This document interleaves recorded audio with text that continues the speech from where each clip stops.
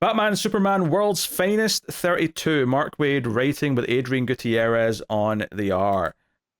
All right. So we had our story last time where it was Eclipso based, and we had Bruce Gordon fire a giant laser cannon at the Watchtower. Yep. Yeah, that was. It's always funny is that I started this book and I didn't remember what the last issue was, and which is fine. That happens a lot. I just sort of, it takes me a page and I'm like, but it took me a second where I'm like, wait, what happened last? Eclipse was involved. What's going on? And it wasn't until it got to Bruce Gordon where it all clicked and I went, yes.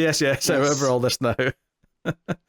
So yeah, Superman and Batman have been taken over by Eclipso, and the story of this issue largely is Robin becoming aware of this, goes to seek help from the JSA.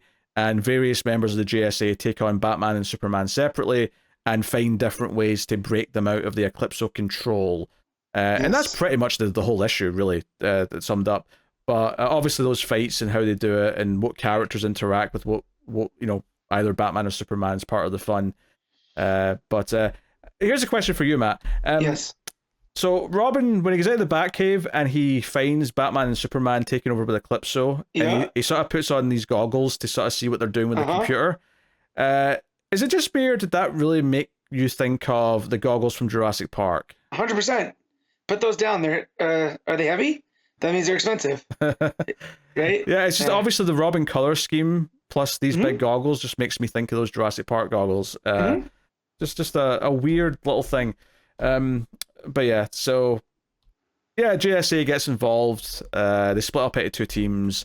Batman, evil Batman that is, goes to Gordon and like starts to cause chaos in Gotham, turns the bat signal purple.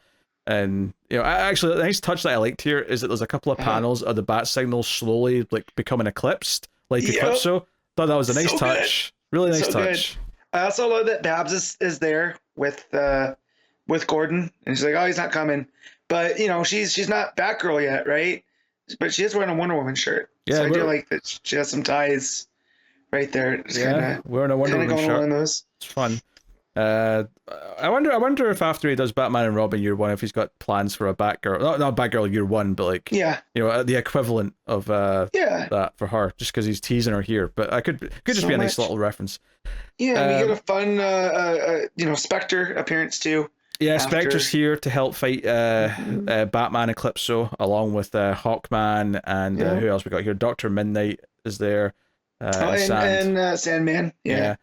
And then it's Fate, Jay Garrick, who take on Superman up in space, while Alan Scott goes to try and free the Justice League from the big Eclipso diamond like cage they're in the desert.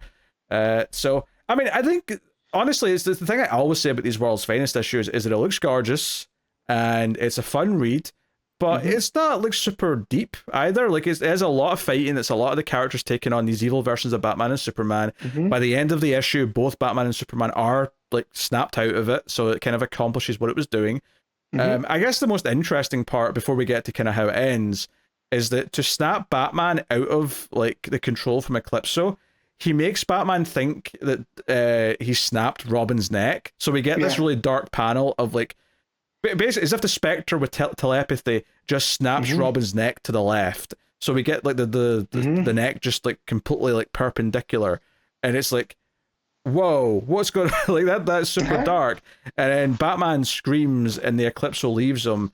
And Batman afterwards is like, that's the wake up call I needed. Thank you. Never do it again. Like I love the stern, like Batman's like, you crossed the line there doing that. Yeah, he's talking to a spirit of vengeance. Like that. Like, never do that again. Well, I like how different it is than how they get Superman too, because up in Superman they get rid of the shadow of the eclipse and show him to the sun. And that gets rid of, so two very different ways. Yeah, I mean, you say show him the sun, they make him fly into it. Like he literally goes into the sun, like the end of sunshine. I can almost hear John Murphy's music playing as Superman burns into the sun's surface. Yeah, because he's chasing Jay through space, right? And with some of with the help from Fate, and Fate's like, Jay, turn now, which I love that page because of all of the lightning, right? And the magic, and it just, everything's sketchy. Like there's a chaos to it. Yeah, I will say the momentum carries him to the sun. So I like that. I will say I would have appreciated just a line of dialogue that clearly specified that Fate was making some kind of road for Jay to run on, because I did keep thinking, what is Jay running on? He's running in space. Yeah. So Dr. Fate did it, I guess, is my answer. But yeah, it is what it is. Alan Scott gets the Justice League out of the cage, so we get a big full page spread of the Justice League united, showing up to take on Eclipso and Bruce Gordon, who becomes like a second looking Eclipso dude with the ears and all that. And yeah, they basically just instantly say, oh, that's funny. We're just going to use our powers to nullify you anyway. And they do. They just both like shine their lights at them, and they turn into crystal or something to that effect. Like the entire Justice League is just like just completely frozen in time, and the final panel is just Eclipso laughing his ass off. So I appreciate the funniness of like having the whole issue being about getting the Justice League back to full strength and coming in like a big, hurrah, to the point where I thought, oh, maybe this is just going to be a two-parter where they win here at the end, and then Eclipso just like, no, very funny, but no, snaps his fingers. That's it. You guys are diamonds now. Yep, that's basically it. Says next the war, light and shadow. So we'll see what they do with the next issue. I will say it does feel a little bit on the repetitive side that the Justice League have been nullified 2 issues in a row at the end. Yeah. Like, oh, we're going to have to like save them again next issue somehow. It may not play out that way. Maybe they'll do something different with it, and I hope it does. Well, because it's everybody this time too, including Batman and Superman. So like, I feel like trying to look on the page, it's gonna be maybe it's gonna be Robin. Maybe this is Robin's moment to shine now. Well, if you look at the page before, you can see them all in color, so you can actually see who it is. You don't have to use the diamonds to tell, but yeah. I mean, it's a fun bit. It's like, I mean, not to spoil my score, but it's a 7. It's a swimming in 7. It's good, but it's not like got the depth necessarily to do anything. But it does have really nice art, and you get to see Mora draw all these characters. So no, not Gutierrez. Sorry, Gutierrez. Sorry, yes. Joe. Having said that, it still looks a lot like Mora. Yeah, Gutierrez. I said that. Gutierrez is a more cartoony version of Mora, where Mora has these more traditional. Where Gutierrez from like Blue Beetle, he could have a little bit more fun with the dimensions. Yeah, and like here with Eclipso, like when he's laughing maniacally, that's something that Gutierrez specializes in. Yeah, it just honestly, it's a compliment that it passes for Mora. To be honest, because it genuinely does. I was thinking it was Mora there in my head for a second, but no, you're right. It's Gutierrez. And the art is gorgeous throughout. There's lots of great moments. The stuff with the bat signal was inspired. Superman flying towards the sun was great. The neck snap on Robin was nice and sort of, I had a lot of impact because they go into silhouette, of course, partly to censor it because they can't show too much, but also because it lets your imagination do a bit of the work.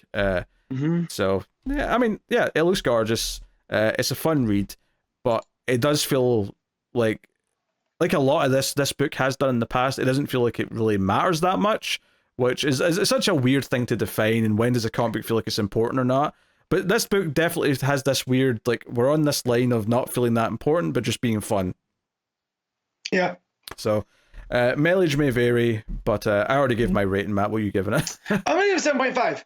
Mostly because I enjoy the Eclipso stuff and just seeing how they're going to get out of this. And we got a kaiju Spectre again. I'm always a fan of when they give us that just to show the scale. That's fair. And I will say, we've had maybe a couple Eclipso stories really close together.